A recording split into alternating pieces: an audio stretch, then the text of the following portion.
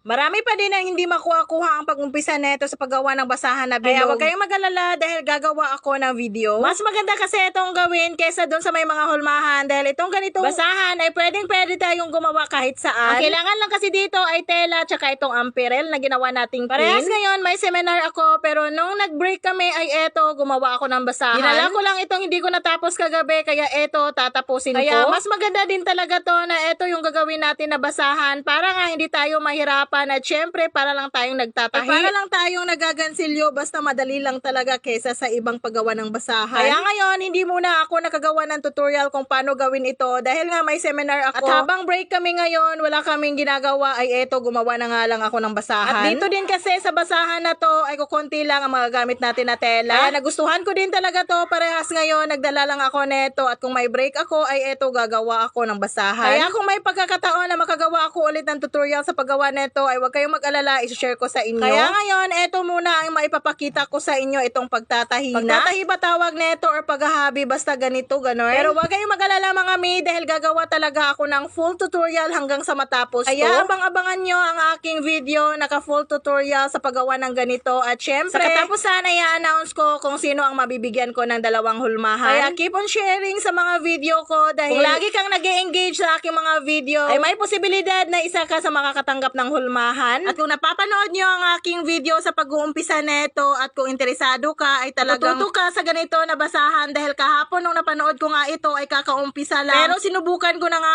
agad at yun nagpaturo lang ako. True video ko lang yon napanood pero kahit papano ay nakuha ko naman na agad. Syempre hindi pwede na hindi natin yan i-share kaya yun gumawa agad ako ng video para ma-share ko din sa inyo agad. Kaya kahit na anong tela ay pwedeng gamitin dito dahil yung video na napanood ko ay ang gamit lang niya yung mga damit na hindi na nagagamit. So anyway mga mi, may seminar pala kami ng 3 araw at break nga namin yan tanghali kaya eto gumawa ako ng basahan. Wala din kasi kaming ginawa nung pagkatapos naming magtanghalian kaya kaninang umaga talagang naisipan ko na magdadala ako ng tatahiin ko. Ganon ako makadiskarte mga mi habang break kami dito sa seminar ay eto gagawa ako ng basahan. Sayang din kasi yung oras wala akong ginagawa kaya ayan. Gagawa na lang ako ng basahan o siya pa yan makakagawa ako ng isa. O diba kahit nasa seminar ay eto makakagawa pa rin ng basahan. So, diba? Basta mga nanay na talaga ay napaka-madiskarte natin. Isa kasi akong BHW sa barangay namin mga mi at may seminar nga kami dito sa lungsod namin. Kaya ayan. Hindi naman pwedeng hindi natin gawin yung mga tungkulin natin as BHW. Kaya kahit ganon, may seminar kami. Ay basta may break lang kami ay eto, gagawa ako ng basahan. Kaya wag kayong mag-alala, gagawa talaga ako ng video na step by step sa paggawa ng ganito. Dahil madali lang talaga mga mi at sure ako maraming magkakagusto sa ganitong mga basahan dahil madali lang. Basta para lang tayong nagtatahi at basta caring-carry lang natin gawin to. So ayan, kahit nakikipagkwentuhan sa mga kasama kong BHW dyan, ay ayan, gumagawa pa rin ako ng basahan. At diba, kahit ilang minuto lang yung break namin, ay eto, nakagawa na ako ng basahan. So hanggang dito na lang muna mga mare. Salamat sa panonood at sana'y subaybayan nyo pa rin ang mga susunod kong mini vlogs. Mami Jenjen po, maraming salamat. God bless. Bye!